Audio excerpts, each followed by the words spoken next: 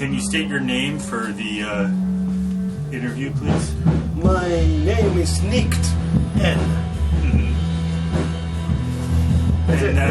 And that is your that's your real name or your artist moniker? No, that's the name I use when I do drawings, music, various kinds of art stuff. Do you have a story behind that name? It's my DJ name from the 80s, which was actually Nikt N in Italian, which all my friends know me by that name. And when I moved here, didn't use that name anymore, made it shorter, came up with Nikt, and it's been Nikt for art stuff mostly. And then, I found out actually that Nikt means nobody in Hungarian. Oh, okay. So yeah. That's a good one. How long did you do radio in Italy? I did radio for about 6 years. I started very young, age 13. Okay. And then for a few commercial radio, rock and roll station, fun stuff. How did you have the opportunity to do radio? I went to the radio with a bag of LP records. I said, I have these LP records and I'd like to play. And they gave me a slot. Yeah. And that's how it happened. Did you have any type of feedback on the show? Did you have people who called in? Yeah.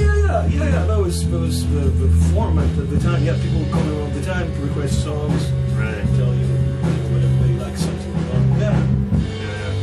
Yeah. It was fun times in Florence. Yeah.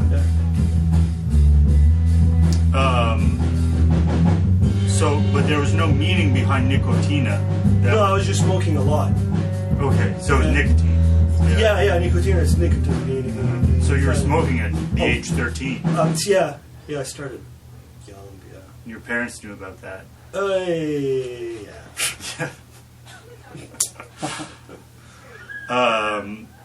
So, and can you tell us where in Italy this was? This was in Florence. Okay. I wasn't born there. I was born in southern Tuscany, but I moved to Florence when I was 5 or 6. So okay. Basically my city where I've done a lot of my stuff in my younger days.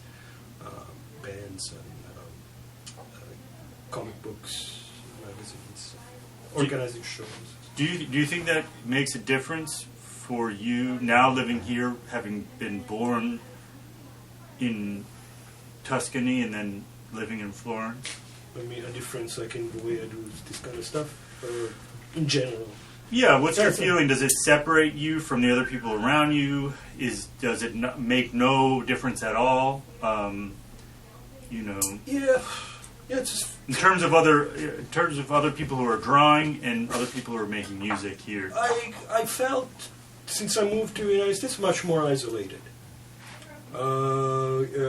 Groups of artists, people doing stuff together, much harder to come by here. That's my perception, probably because being a foreigner and coming here and still haven't learned very well how to navigate social interaction with people after 25 years. So yeah, I think it's a little more lonely here, and I tend to do stuff more by myself than I would do in Italy. If I'd stayed in Italy, I would still be collective in groups and stuff.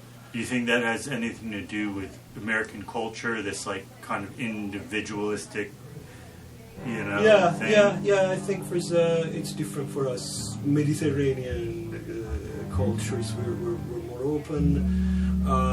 There's more a sense of community, frankly. If I have to, I respect the sense of organization and the practical sense of putting stuff together that I found in this country. It's really incredible, but the what can I say? How can I say it? The warmth that I experience in Europe, no, it's not here. At least in my experience. But you've been here now 25 years, is that right? Yeah, I moved here in 96. A long time ago.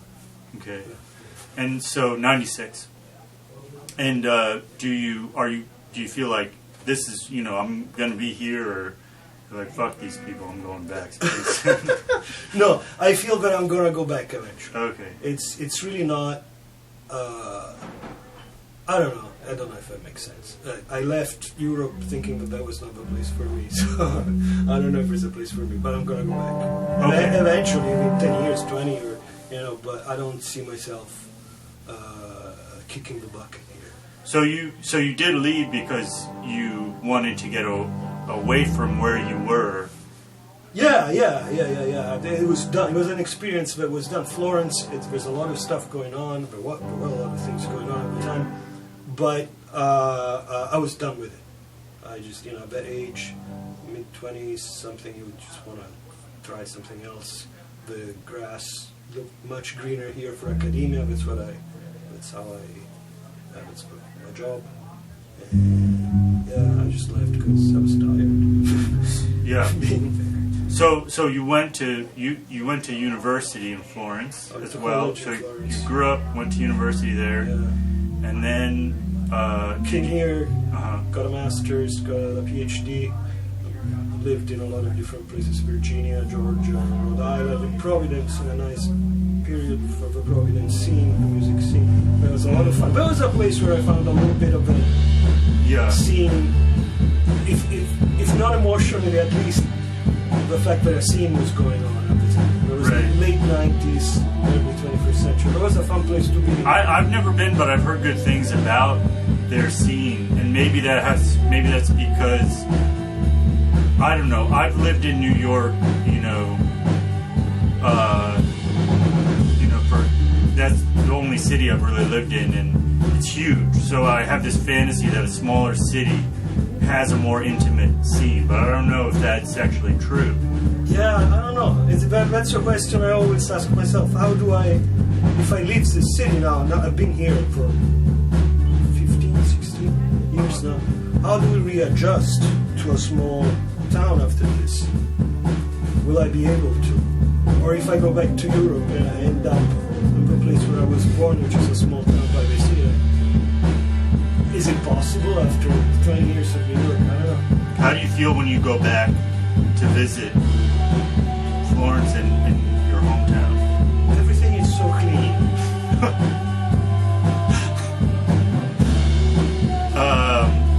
All right. Well, I guess I don't want to get too distracted from my questions. So if you were asked by a friend's new romantic partner.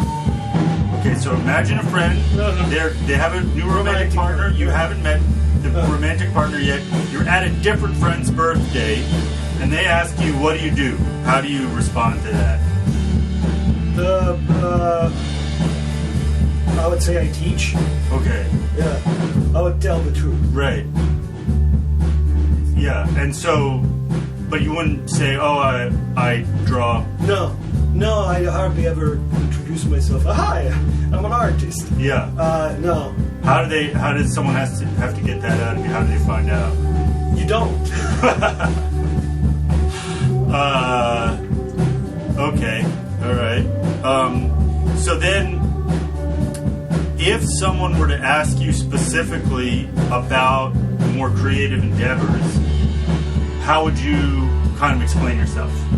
I see myself mainly as a visual artist. Music coming to a close second.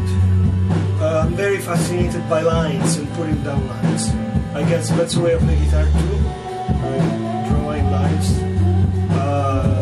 The pleasure of the manual. Give me a pencil and put me in a corner. I'll be out of your way for the whole day. So that's what I'm interested in. Drawing lines. How long have you been both doing music and drawing? Drawing since I was born, since I could hold a pen. Music, I started at age 12 when I bought my first guitar. So age 12. And you had and so those records you brought when you were 13 to the radio station, what were those records? What were some of them, do you remember? At the time in Florence, the music that was coming from abroad was mostly British music. So we got some punk and new wave. This was like 1981, I guess. So yeah, there was some punk stuff, there was some new wave stuff. When I was a kid, I liked Frank Zappa a lot. So I had some weird early Zappa stuff from the Mothers of Invention. Sorry, I'm just going to check that we're still good on our time. Is there a point to making music or art?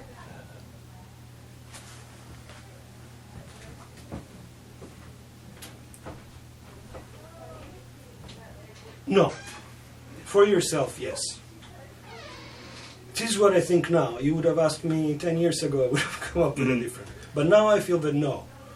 There's no point at all. It's a thing that you do for yourself.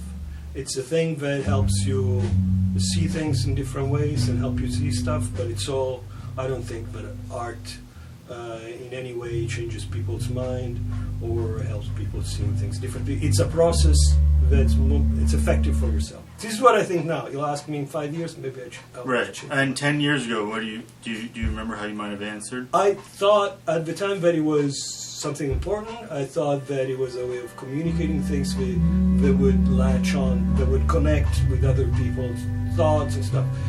Somehow my whole point of view on this changed in the last few years. I wonder why. Maybe I'm getting old. Yeah. It's a little bit, it strikes me a little bit as a pessimistic turn.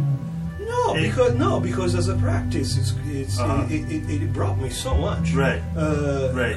No, not about yourself, but about maybe society. But the role of art in society, I think, especially at the time we're living now, no, I don't think that maybe, I don't know, like in classic Greece,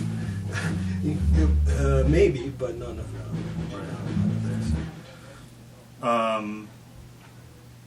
All right. And so in terms of music playing, I'll ask you about music playing. I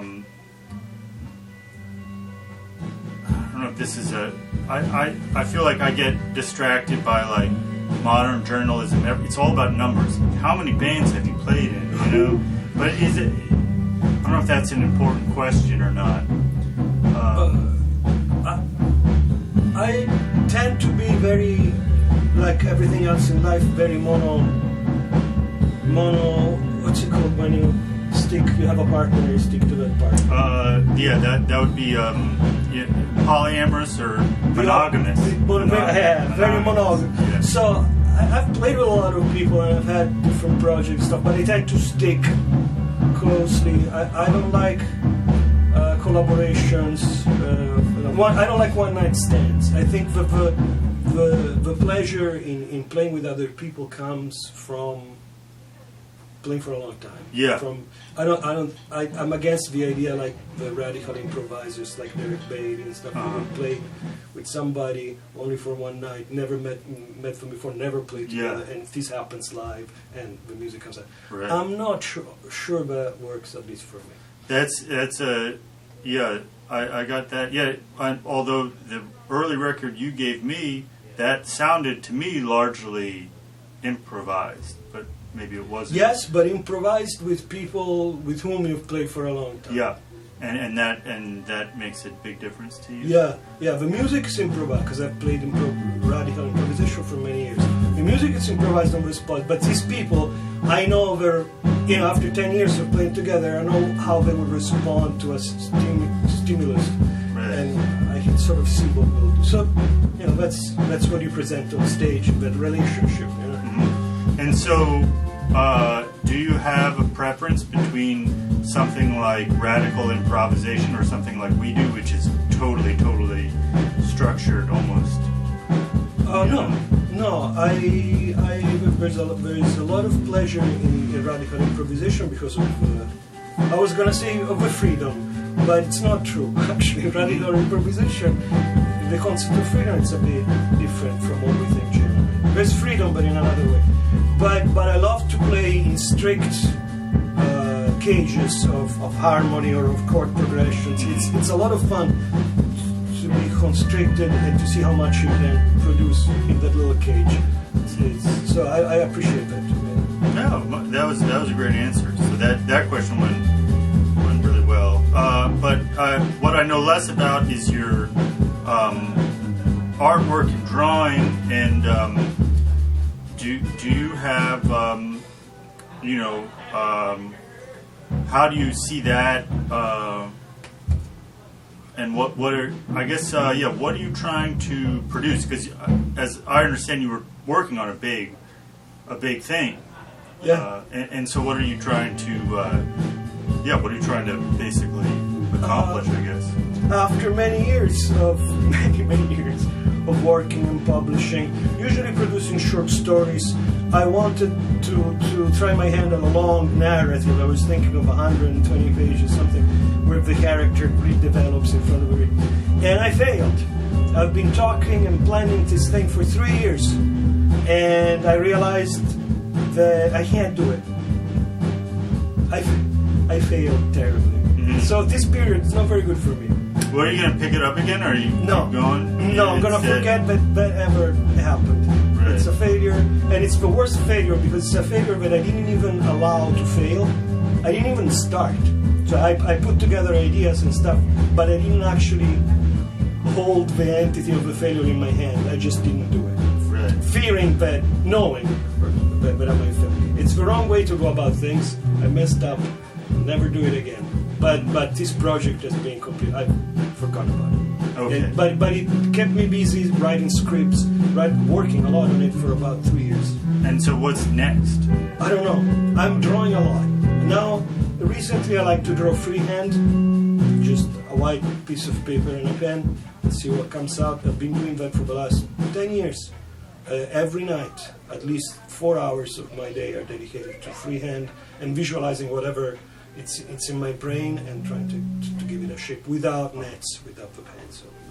So that's what I'm doing now. I would like to do a long narrative again, but now the failure has been so terrible that I need a little time. Yeah.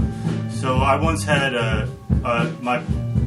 took an art class in high school, and they said go home and draw something. So I went home and I drew this kind of thing that I would draw at the time. It was like the moon, and there was a field and all this stuff, and I got it really into it, and I was like, man, I'm really, this art teacher. And I brought it in, and he looked at it, he's like, what is this? You're supposed to draw what you see. And so I was like, oh. I was like, but he wanted me to look at something and draw that thing that was in front of me. So how does that story strike you, given what you just said about your own kind of practice? I'm doing the opposite. I draw what's not there. What I see in my head, but I'm not copying stuff. I'm trying to put down whatever it's in this container here and see if it can take some sort of shape. That's what I'm interested in. You won't see me anytime soon with a sketchbook outside in the street copying. Did you do that? Trees. While you were studying? No, never. I should have to improve technically, but it's never been. But your figures look, they're look like figures, So I mean, I don't know if anatomy or whatever like. No, it never put a model in front of me and tried to. No, this all comes from the brain. So do you think that art teacher? Well, how do you feel about that attitude of an art teacher to be like? Well, he's a teacher, so he has to suggest techniques to learn. And his suggestion was, copy an object that's in front of you. We did lose the end of it. Okay, so wherever it left off,